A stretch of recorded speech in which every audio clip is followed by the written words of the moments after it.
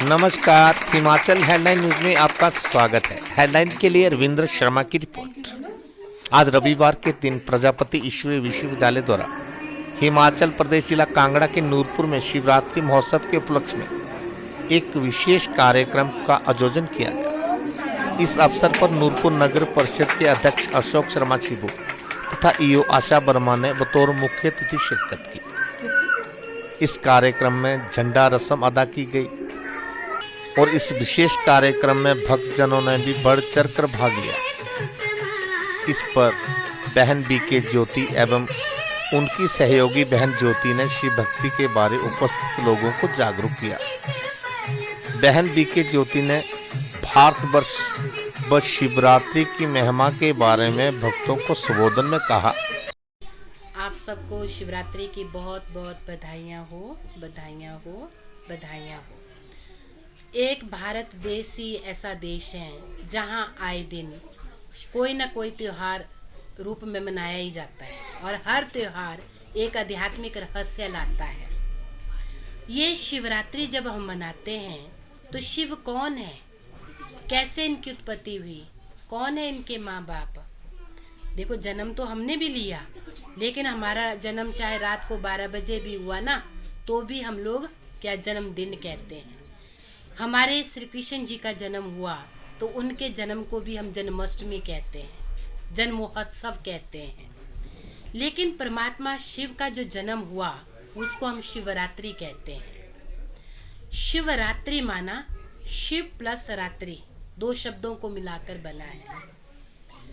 जब इस सृष्टि पर बहुत पापाचार बढ़ जाता है, ये सृष्टि अति तमोप्रधानता के अंत में आ चुकी होती है, ऐसे समय पर परमात्मा शिव का इस धरती पर अवतरण होता है।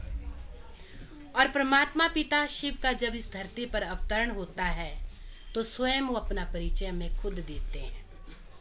द्वापर से लेकर आज तक हमने भगवान को ढूंढा कि भगवान कौन है, कहाँ रहते हैं, क्या करते हैं, लेकिन हमारे ढूंढने से नहीं मिले।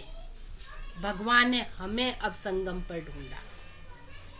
संगम का मतलब जैसे कहते हैं ना, सतयुग और त्रेता ब्रह्मा का दिन, द्वापर और कलयुग ब्रह्मा की रात। तो द्वापर और कलयुग ब्रह्मा की रात, ये पापाचार की रात होती है। 24 घंटे वाली दिन रात की बात नहीं है। एक परमात्मा ही ऐसे हैं जिनका नाम गुणवाचक नाम है, बाकी हम सब का नाम तो संज्ञावाचक नाम है।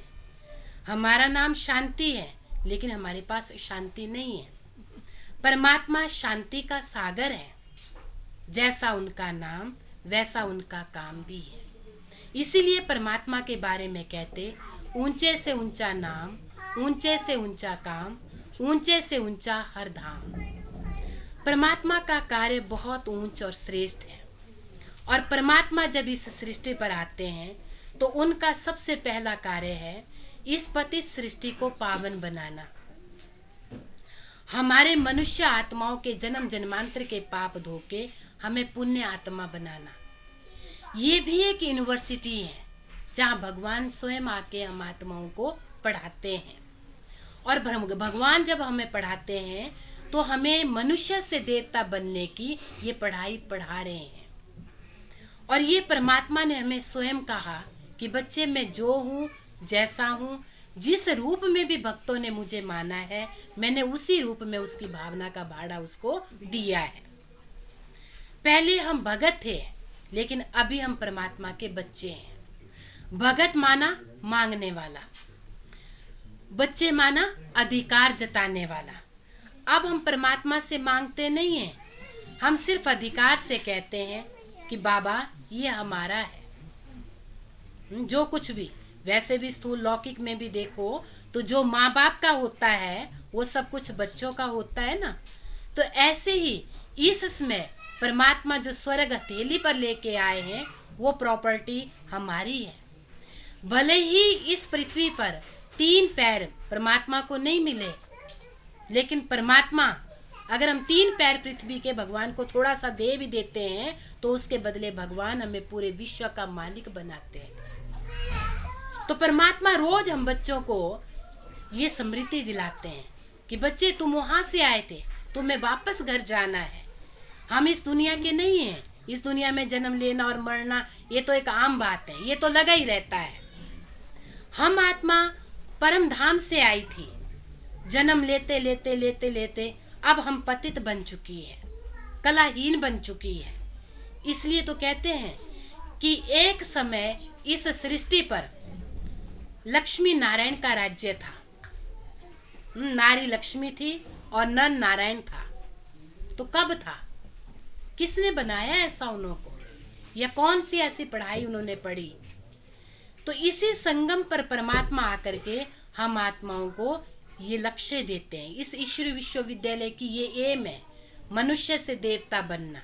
तब कहते हैं इस नर ऐसी करनी करें जो नारायण कहलाएं, और नारी ऐसी करनी करें जो हम लक्ष्मी कहलाएं। तो ये परमात्मा ने कहा कि हर व्यक्ति का अपने कार्मिक एक अकाउंट है। हम सब अपना कार्मिक अकाउंट चुकतू करने के लिए यहाँ पर आए हैं। और जिस दिन हमारा ये कार्मिक अकाउंट चुकतू हो जाएगा ना, तो हम आत्माओं को पुनः वापस घर जाना है। इसलिए तो हम क्या कहते हैं, थोड़ा सा भी दुख होता है, कुछ हमारे साथ ऐसा हादसा होता है, तो हम लोग कहते हैं ना, हे भगवान अब हमें यहाँ से ले चल। कहाँ लेके जाना है? तो जो हमारा अपना असली घर है, जिस घर को हम भूल गए थे, जैसे कहते हैं ना, ये दुनिया रहन बसेरा, न घर तेरा न घर मेरा। ना घर आपका है ना घर हमारा है, ये तो एक बसेरा है। चंद घड़ियों की सराहें हैं, हम सिर्फ मुसाफिर हैं। 4 दिन का ये पाठ बजा के फिर हम लोगों को वापस जाना है। लेकिन इस दुनिया में रहते रहते हम अपना ही बसेरा बना चुके हैं, जबकि परमात्मा ये कहते ये दुनिया आपका बसेरा नहीं है। तो मैं सभी आत्माओं को यही कहती हूँ, आप सभी भाई बहनों को यही कहती हूँ कि हमारा घर जाने का समय अब बहुत नजदीक है। तो घर जाने के लिए हमें अपनी आत्मा का शुद्धिकरण करना होगा। ये तो हम सब मानते हैं कि जब आत्मा इस दुनिया से जाती है तो उसके पापों का हिसाब किताब चुकतू करना ही पड़ता है। तो पापों का हिसाब किताब चुकतू करने के लिए परमात्मा की याद ही श्वासोश्वास, जिसको हम भक्ति में कहते अजपा जाप, जितना हम अजपा जाप श्वासोश्वास परमात्मा की याद करेंगे, उतना हमारे पापों का नाश होगा और हम खुशी खुशी से आत्मा अपने घर जा सकेंगी। जैसे उदाहरण के तौर पर इस दुनिया में भी व्यक्ति शरीर छोड़ते हैं ना, तो आप देखेंगे जिसकी बहुत ज्यादा अटैचमेंट होती है ना, तो अंत में उस व्यक्ति को वही चीजें याद आती है, वही संबंधी याद आते हैं। जबकि हमको उनको यही कहते हैं कि आप परमात्मा को याद करो, वो कहते हैं नहीं, फलाने को बुला दो। इसलिए भगवान कहता है ऐसी प्रैक्टिस करो जो अंत समय हमें एक परमात्मा के सिवाय किसी की भी याद ना आए। परमात्मा कहता आध घड़ी, आध से भी आध घड़ी, उतना भी नहीं तो पौना घड़ी, पौने से भी छोटा सा ले लो, 25%, इतना तो भगवान को याद करो। इतना तो हम उनके लिए टाइम दे सकते हैं। जितना हम इस परमात्मा को श्वासोश्वास याद करेंगे, उतना ही हर श्वास हमारा सफल होता जाएगा। और जितना हमारे हर श्वास सफल होते जाएंगे, उतनी हमारी भावनाएं जो हैं वो चेंज होती जाएंगी। फिर इस दुनिया से जो नफरत है, वैर है, विरोध है, ये जो हमारे संस्कार आज तक विद्यमान है हमारे अंदर, इनसे हम किनारा करते जाएंगे। किनारा करने के लिए परमात्मा के याद की शक्ति चाहिए, और जितना जितना याद की शक्ति हमारे पास आती जाएंगी, उतना उतना सहज ही हम इन चीजों से किनारा करते जाएंगे। तो इसलिए परमात्मा कहता है हर घड़ी हर श्वास मुझे याद करो, क्योंकि सहारा दाता स्वयं भगवान हमें लेने के लिए आए हुए हैं। और वो इस सृष्टि पर जब लेने के लिए, अब कहते मेरा तो घर जाने का वापस समय है। हम मनुष्य आत्मा अभी भी आंख मूंद के यही कहती है कि कलयुग अभी बच्चा है, लेकिन कलयुग अभी बच्चा नहीं है, कलयुग बूढ़ा हो चुका है।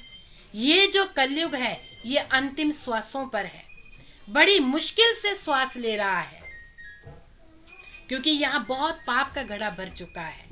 इसलिए परमात्मा कहते अपनी हर घड़ी को अंतिम घड़ी समझो, और अंतिम की भी अंतिम श्वास समझो कि लास्ट श्वास है मेरी, अभी अंतिम श्वास में मेरी ये श्वास निकल जाए सांस में तो क्या होगा, श्वास वापस आएगी?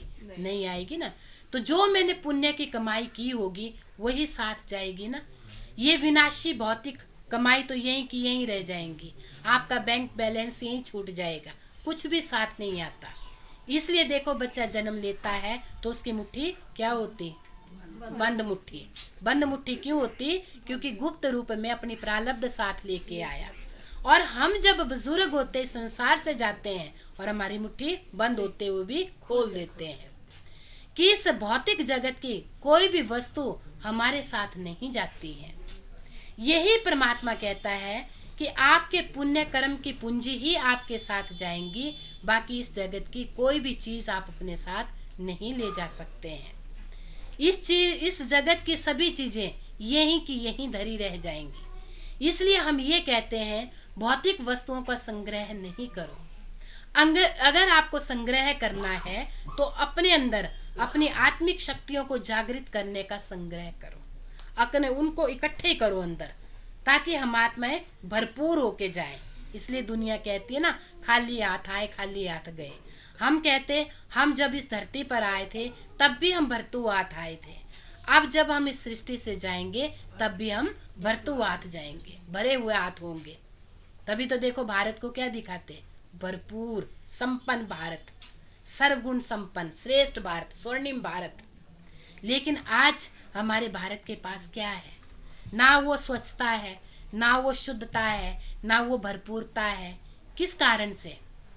हमारी मानव वृत्ति जो है इतनी गिर चुकी है।